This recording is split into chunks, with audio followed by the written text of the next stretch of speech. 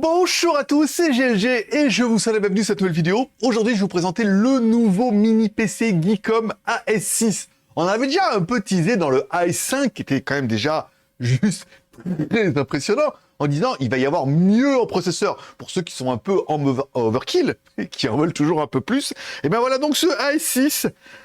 Je crois que vous n'êtes pas prêts. Parce que voir les produits en photo c'est bien, mais les voir en vidéo c'est mieux, alors débridez-vous et découvrez tout notre high-tech ou smartphone. Et découvrons un petit peu le contenu de la boîte. Dans la boîte, alors on a notre mini PC normal, une alim de 150 watts, oui, parce que la lime est extérieure, bien évidemment, un câble HDMI et un petit support pour pouvoir le visser derrière votre écran. Parce que oui, là où on a tous tendance à dire ouais, mais un ordinateur tout en un, c'est trop bien. Non, c'est de la merde en barre, c'est pas évolutif et généralement ils sont pas assez puissants. Là, tu te dis avec un mini PC comme ça, je peux le fixer derrière. J'arrive au même résultat parce qu'il me suffit d'avoir un écran et un mini PC.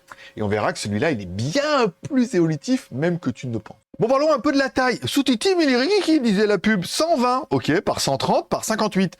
Oui, 120 mm, voilà, 12 cm par 13 cm. Il est trop petit. Et découvrons un petit peu notre mini PC à l'avant, une prise jack, ok, donc entrée et sortie, hein, pour mettre un casque ou un micro, une prise USB type C, donc c'est de l'USB 4, c'est du Thunderbolt 4 qui permet de mettre également de la vidéo, on verra ça tout à l'heure, trop bien.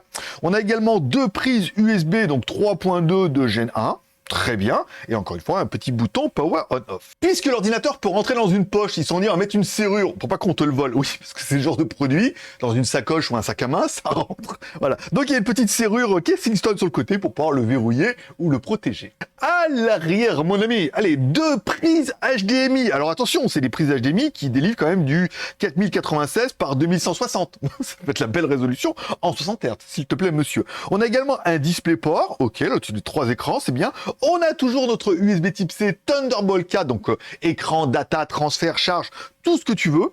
On aura également trois prises USB 3.2 de Gen 1. C'est magnifique tout ça. Une prise RJ45 en LAN 2,5G, très bien. Et bien avant, notre petit connectique pour l'alimentation. Oui, il faut quand même bien alimenter l'engin. Au niveau de la connectivité, bien sûr. Allez, au niveau de la connectivité, notre mini PC, évidemment, Bluetooth 5.2, ça paraît un peu évident. Et Wi-Fi 6E. Ça fait plaisir, hein. C'était un petit routeur qui envoie du steak, là, tu sais que tu vas pouvoir recevoir. Ouh, ce mini PC n'est-il pas trop... Ouh, ça fait un peu Homer. N'est-il pas très excitant? Allez, on fait une petite pause, c'est le bon moment pour mettre un pouce en l'air si t'aimes ce genre de vidéo, pour soutenir un peu l'aventure, ou un pouce en bas si t'aimes pas ce genre de vidéo. Tu peux t'abonner pendant les quelques secondes que je te laisse. Ouh, allez, c'est reparti.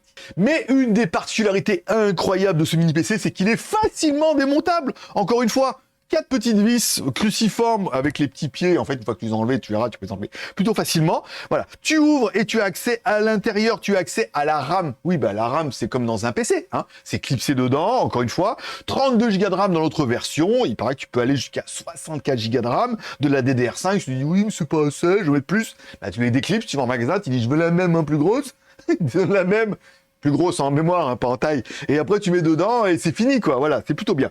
On aura accès également aux deux PCI pour mettre des disques durs, enfin des disques durs, des SSD M2, évidemment, des petites barrettes. Donc là, on est encore une fois sur une configuration de 1 Tera.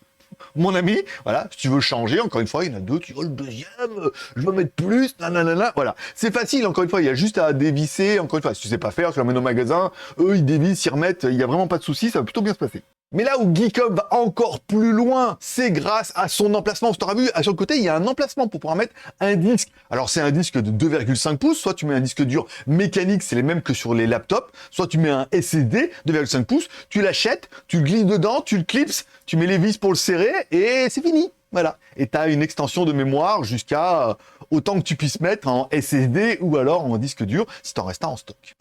C'est trop bien. Allez, parlons un peu du processeur. Si autant sur l'ancienne version, on avait un R7 6800H qui était quand même déjà plutôt pas mal. Voilà. Là, on est sur du R9, s'il te plaît monsieur, 6900HX. Et là, ça commence à faire du processeur, voilà, là, ça commence à envoyer un peu du steak, hein. Car bien évidemment, pour faire tout ça, Geekom s'associe avec Asus. C'est marqué à l'avant, Powered by Asus. Oui, bah, c'est un partenariat, une collaboration et tout qui permet vraiment d'avoir, oui, mais moi, attends, Asus, c'est bon, tu connais. Bah, Geekom, tu connais aussi. Bon, parlons un peu des entrailles de la bête. C'est pour quoi faire? Alors, bah, pour faire de l'intérieur, t'as du Windows, hein, Windows officiel, la licence, tout ça, ça fonctionne. C'est plutôt facile à mettre en route, c'est de plus en plus facile, hein. Windows à mettre en route, il demande moins de trucs, voilà. À l'intérieur, alors, au niveau de la carte graphique, on a une carte graphique AMD Radeon 680M. Donc, une carte graphique qui est intégrée à la carte mère. Bah, on verra que ça peut suffire. Avec tout ça, ma petite dame, le fabricant nous annonce qu'on peut mettre jusqu'à 4 écrans. 8K. S'il te plaît, voilà. Donc, bah, évidemment, tu auras compris, avec les deux HDMI à l'arrière, c'est quand même plutôt facile, voilà. Au pire, tu dis, mais moi, je veux deux HDMI, une DisplayPort, ok. Ou alors, tu dis, mais moi, je veux deux HDMI, ou alors, tu as des écrans en USB type C, comme c'est de plus en plus courant. Tu vas pouvoir mettre jusqu'à 4 écrans. Bah, il y a toutes les prises, hein, pas besoin d'adaptateur, de machin, de trucs, c'est tout derrière, tout à brancher, c'est facile, et l'ordinateur permet de gérer tout ça. Alors moi, j'ai pas 4 écrans, désolé, mais sinon, je t'aurais fait voir plein de trucs. Allez, ce mini PC, pourquoi faire? Bien évidemment, la première chose que tu vas faire, c'est aller sur Internet. Alors, soit tu utilises Edge, soit si tu utilises Edge pour télécharger Chrome, tu feras bien un peu ta vie. Sur Internet, il n'y a pas trop de soucis. Encore une fois, ça permet après d'aller sur Internet, d'aller sur YouTube, regarder des vidéos. Alors, vidéo en 4K, il n'y a pas trop de soucis. Encore une fois, là, en plus, on est sur du streaming de chez YouTube. Donc ça fonctionne sans problème, tu vas pouvoir également l'utiliser en mode bureautique, alors eux ils t'offrent bien évidemment Office pendant une petite période et tout pour que tu puisses l'essayer, Office 365. L'intérêt de cette nouvelle version, c'est qu'elles sont uniquement en ligne, c'est-à-dire que ça consomme encore moins de ressources qu'avant, tu vas en ligne, tu mets tes fichiers, nanana. Bon, aucun souci, bureautique, internet, multimédia, bah forcément. Oui, tu vas pouvoir lire des vidéos avec VLC en 4K, en 8K, bon ça paraît un peu évident, on aura vu que on peut faire même un peu plus que ça. Bon, première chose, on a fait tourner notre Cinebench R23. Alors attention, ne pas confondre CPU et GPU. Puisque si on est monté en gamme au niveau du CPU, eh ben on a la même partie graphique que sur notre AS5. Donc forcément, au niveau du score, tu t'attendais à quoi?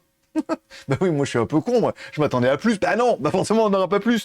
Autant sur l'autre, on avait eu 11 263, là on arrive à 10 284 sur le multicore, ce qui paraît complètement évident, puisque oui, le processeur est certes mieux et plus puissant, mais la partie graphique pour Cinebench, bah, c'est la même, voilà. Donc on est un score qui diffère à 100 points près, ça paraît évident, ça dépend des paramètres qu'on a installés, tout ça, tout ça. Bon, 10 284 en multicore, j'ai également fait un test en simple core. Putain, c'est long là par contre, elle a du mal, hein.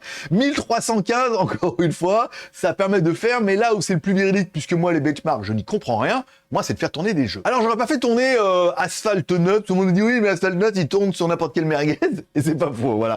Donc j'aurais décidé de faire tourner Forza, la démo de Forza, tu vas sur le truc de Windows, tu télécharges Forza la démo, c'est très très long, encore une fois, le fichier fait 40 gigas, tu le mets dessus, ça permet de jouer, et première chose qu'on peut voir, c'est que l'ordinateur nous dit « Ah, mais le jeu, mais non, mais en fait, l'ordinateur, c'est pas assez pour moi ». Mais on peut quand même continuer. Bah, continue, mon ami. Voilà, on clique dessus, on continue, et ce qu'on peut voir, c'est que la démo, elle tourne super bien. Alors moi, j'aurais décidé de le mettre sur ma télé, parce que ça va être un peu le but ultime de cette histoire, c'est de jouer à Forza sur ma télé. Je rêve de jouer à Forza, j'adore ce jeu et tout, mais acheter un PC ou une Xbox, c'est pas trop mon délire. Je me suis dit, si on peut jouer avec ça, vu que je l'ai déjà à la maison, et qu'apparemment il est déjà branché sur la télé, ça pourrait faire un peu mon bonheur.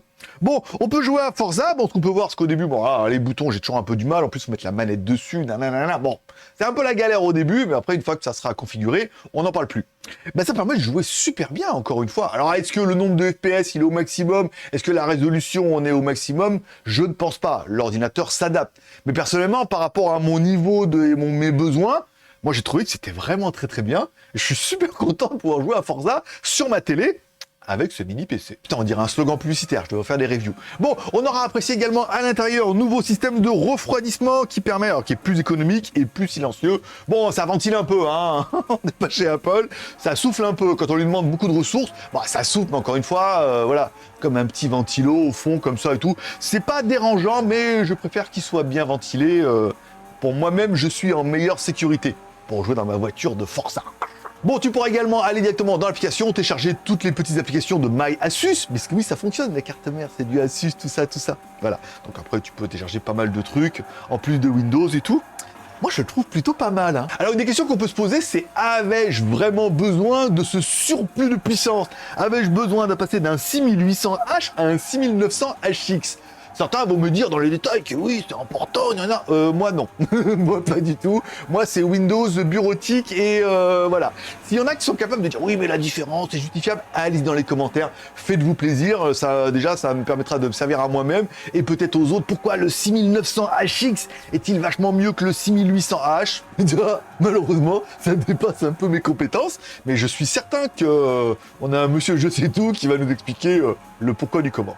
Et en train de te dire combien pour le mini PC dans la vitrine ou derrière l'écran ou dans la salle à manger, enfin tu l'emmèneras bien où tu veux.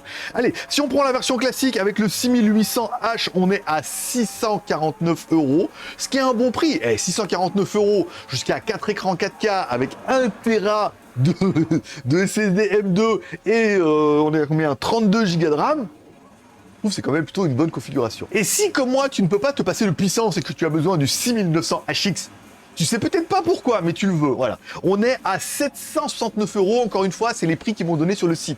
Est-ce que j'aurai un code promo? Est-ce qu'il y aura une remise, une offre pour le lancement, tout ça? Je mettrai tout ça dans la description, que le premier qui clique sur le lien et qui trouve moins cher que 649 ou 769 pour ce mini PC, nous mettre dans les commentaires en disant oui, mais avec le code promo, oui, avec la remise, mais ils ont des cadeaux et tout. Voilà, on n'est pas à l'abri de tout ça pour avoir un prix plutôt intéressant. Donc si on devait parler, est-ce que c'est le meilleur mini PC que je n'ai jamais testé? Oui, pourtant on a testé des trucs qui étaient version gaming, Geekom nous a proposé une grosse gamme et tout.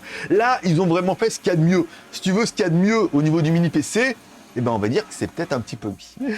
Et ça sera tout pour aujourd'hui. N'oublie pas, tous les pouces sont permis. T'as aimé la vidéo, pouce en l'air. T'as pas aimé la vidéo, pouce en bas. Tu peux t'abonner si c'est pas encore fait en cliquant à droite là-bas sur mon logo. T'oublies pas de cliquer sur la cloche pour recevoir une notification. T'oublies pas de mettre un commentaire. Je lis tous les commentaires.